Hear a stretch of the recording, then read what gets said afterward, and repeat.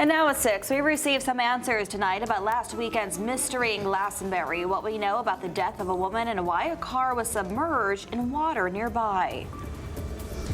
New Eve is one of the busiest nights of the year here in downtown New Haven. I'm Julia LeBlanc, and coming up, we'll visit a local business getting ready for what some call their Super Bowl.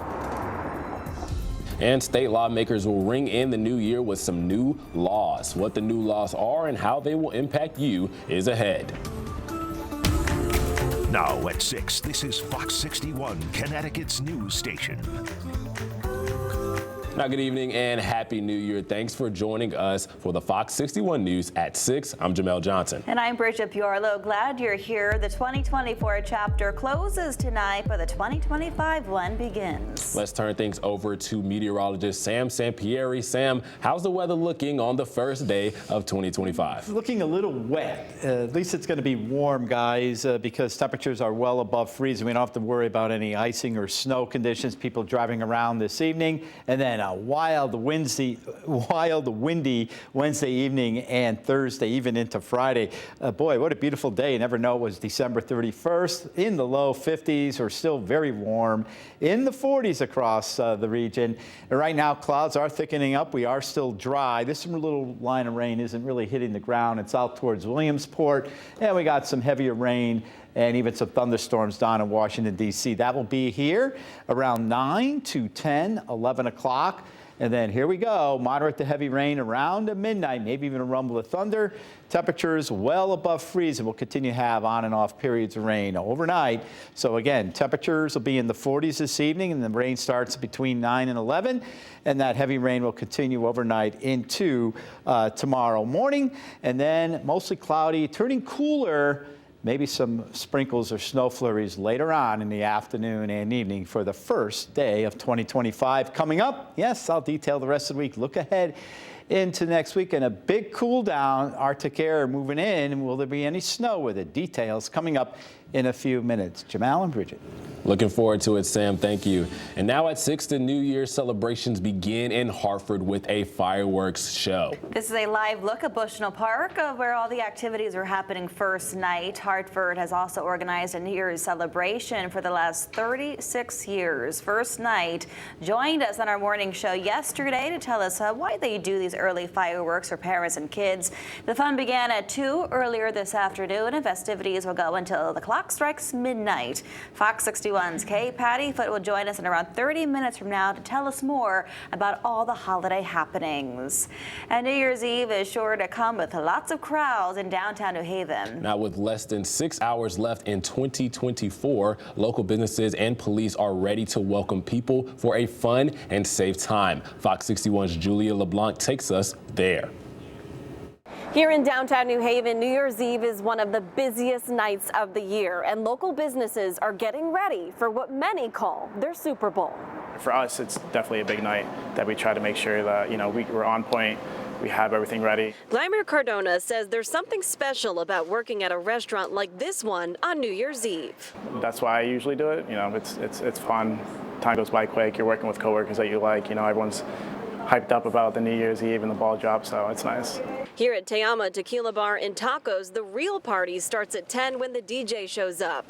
And at their other 2 restaurants about a block away, 80 Proof and Barracuda, Cardona says they put together a unique experience. Having the photo booth, we'll have, the cigar lounge, open bar, open food. So, we start prepping for all that in the beginning of December and make sure everything's already set for the end of December into going into January. All that prep comes with extra staff and security, something they normally have on the weekends. Plus, they have backup from police who will be patrolling the downtown area. We're okay here. We got our security here, and the police are pretty good at keeping things calm outside. So we have a lot of people. It's going to be a busy night. This is one of our busier nights of the year. Officer Christian Bruckhardt says New Haven police officers will be out in full force with a robust bar detail, among other specialized units. We just want people to be safe. So we've increased our patrols. We have our motor vehicle task force out there.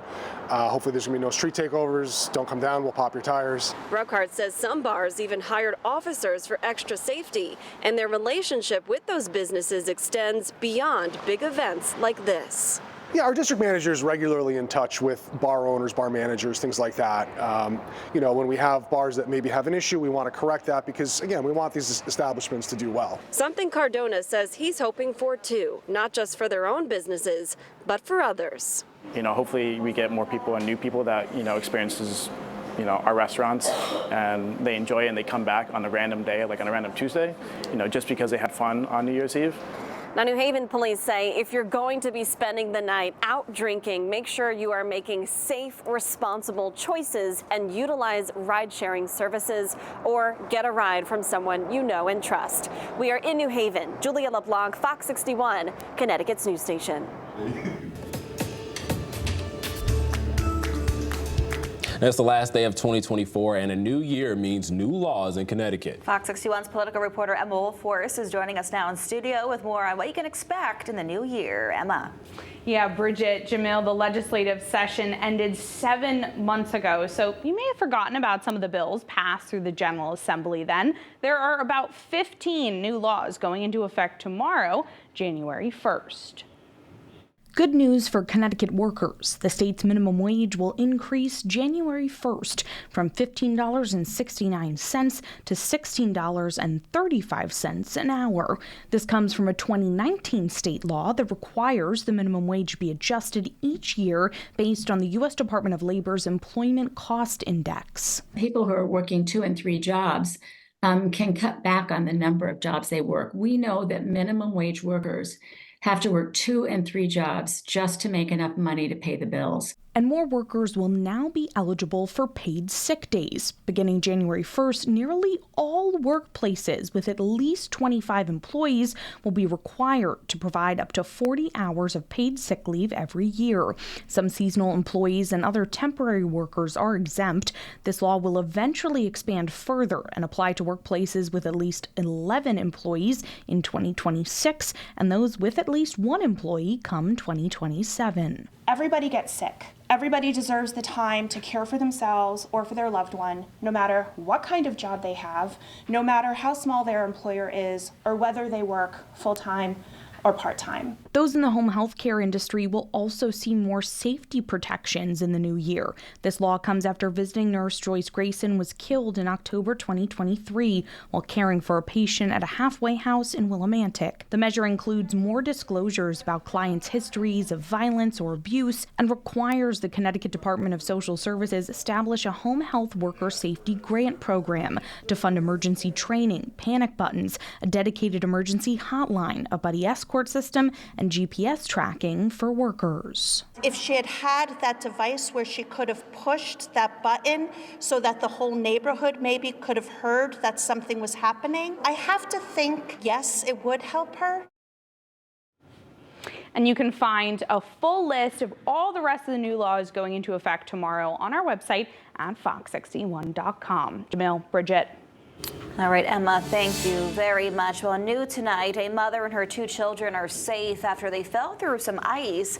It happened at the Hackmatack Street in Manchester just after 2 this afternoon.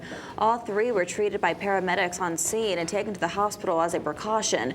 The fire chief tells us 2 police officers and 1 firefighter were also hospitalized. All of them have been released.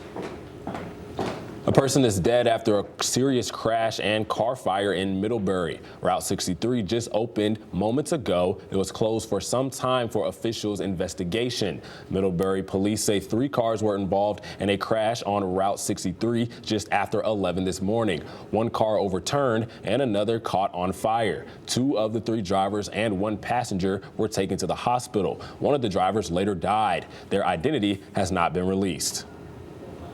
Lipson police need your help identifying a suspect who they stole from a Target. They shared these photos. Police say the suspect stole on December 15th and then left the Target in that black pickup truck you see here on your screen. Information will be kept anonymous. In developing news, a recent death in Glastonbury has left neighbors with more questions than answers. A vehicle was found submerged in a pond at a golf course with a body found nearby. Fox 61's Matt Caron went to Glastonbury to survey the scene. Well, this incident has sparked a lot of chatter on social media, and it's a mystery that will likely get revealed in the new year. What we know right now is that on December 28th at 9 a.m., police were called here to the Glastonbury Hills Country Club, where an SUV was found partially submerged in a golf course pond. That SUV was found without anybody inside. Police continued investigating, and that's when they found a woman's body lying on a nearby cart path. The body was later identified as that of 50-year-old Nelia Vodoskaya. She's a Glastonbury resident. Today, we deployed our Sky 61 drone over the area to give you a view from the sky. You can see that pond surrounded by cart paths leading to a green. Nobody at the country club wanted to comment, and police were also not available. This is a rural road, and we did observe several vehicles drive to the end of the road and turn around. Police have not said much about this investigation, including if this is being investigated as a criminal matter or not. They did, however, say there is no further risk to the public, and they're asking any witnesses or anyone who may have information to give them a call. Reporting outside the Glastonbury Police Department, Matt Caron, Fox 61, Connecticut's news station. All right, Matt, thank you. And new here at 6 for any Aetna customers, the insurance has come to an agreement with Trinity Health. Just under the wire, too. Their old contract expires tomorrow. So this means Trinity would have been pushed out of the network for millions of customers in the new year. But Fox 61 has gotten word that they have reached a multi-year deal. We're still working to get the details of this contract for you tonight, so stay tuned for the news at 10 and 11. Now, still to come on the news at 6, Eversource is telling customers be ready for more power outages for longer, while the company is retaliating against regulators cutting funding from power grid improvement projects. Details on that announcement and its impacts next. And reflections continue to pour in on the life and legacy of President Jimmy Carter. We'll have the details on the service's plan to honor our 39th president. That's coming up.